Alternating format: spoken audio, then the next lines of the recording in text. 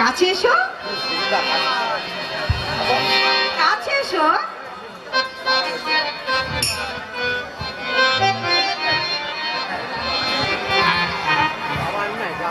শোনো, আমি তোমাকে ভালোবাসি, তুমি ছাড়া অন্য কেউ আমার মনের মানুষ নেই। যত ভাবনা ছিল, যত স্বপ্ন ছিল, সব দিলাম তোমায়, আমি দিলাম তোমায়। তুমি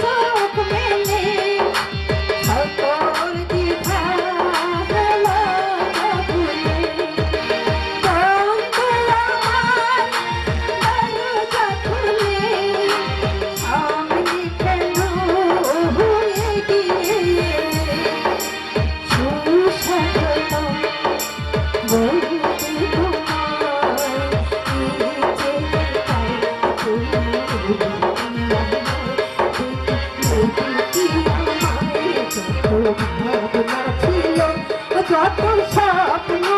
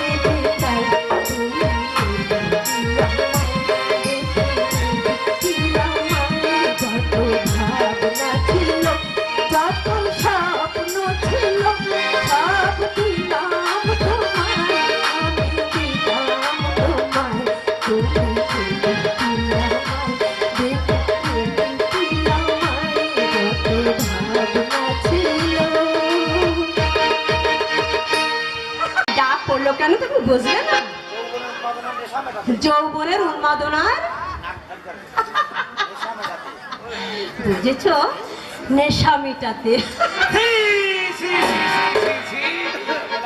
দিনের বেলায় এত লোকের সামনে তুমি একটা বেরসিক লোক ভাজো। মানে মানে কেটে পড়া। আরে মা, মৌচাকের মধু তো আর ফুরিয়ে যাচ্ছে না, ভক্তি করার অনেক সময় আছে। এদিকে গণেশ বাবাজি রোডের অবস্থা মোটেই ভালো না। গণেশ দাদার ভোটে কি কোনো অসুবিধা?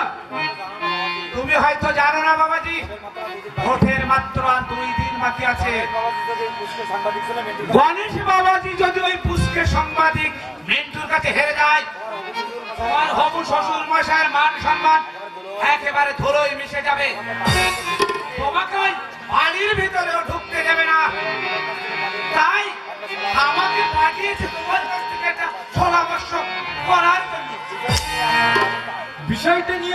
অযথা ভুল বুঝছে। আমি থাকতে আমি থাকতে তাকে কেউ হারাতে পারবে না। গণেশ দাদাকে কেউ হারাতে পারবে না। এই হলো আমার উপযুক্ত জামাই বাবুর মতো কথা। দেখতে হবে না জামাইটা কার পছন্দের। তা বাবাজি কি বুদ্ধিটা তুমি করেছো? এমন বুদ্ধি খাটাবো না, কেউ গণেশ দাদাকে হারাতে পারবে না। তাই করো বাবাজি, তাই করো। এটা আমার মান সম্মানের প্রশ্ন। এই ভোটে গণেশ জিততে না পারলে আগামী নির্বাচনে এর রেশ আমার উপর এসে পড়বে। আপনার কলিজার টুকরো আমার হাতে তুলে দিতে সংকোচ মনে করেন না। তার বিনিময়ে গণেশ দাকে জেতানোর জন্য এই গণেশ দাদাটাই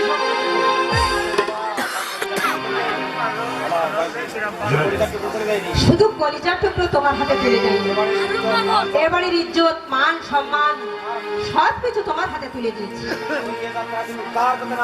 যদি তুমি এ যাত্রায় উদ্ধার করতে না পারো তাহলে সব মাটি হয়ে যাবে।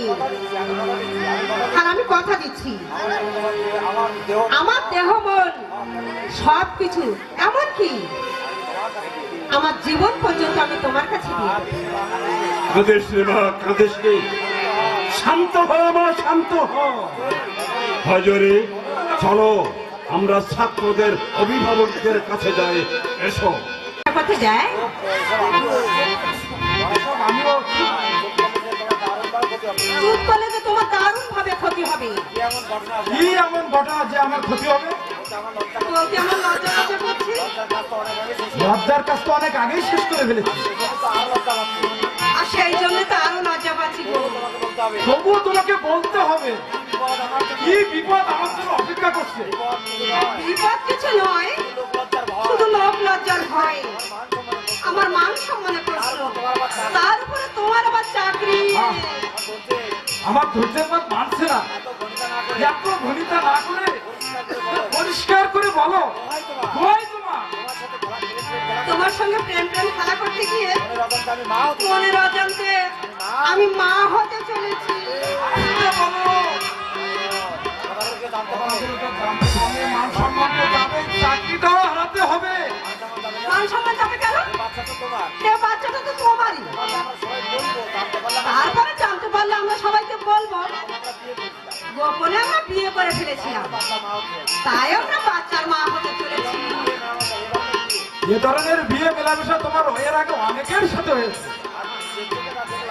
আর নিজের চোখে যা দেখলাম, মৃত্যুকে যেভাবে জড়িয়ে ধরে আদর করছিলে, তুমি এত বড় বেঈমান আমি আগে বুঝতে পারিনি। না মানে তোমার নামে লোক মুখে যা শুনি তাই আর কি। লোক মুখে যা শুনেছো সব মিথ্যে কথা। আমার বাবার স্বার্থ উদ্ধার করতে পুরুষদের সঙ্গে খোলামেলা মেলামেশা করার জন্য আমার সুযোগ করে দিয়েছে।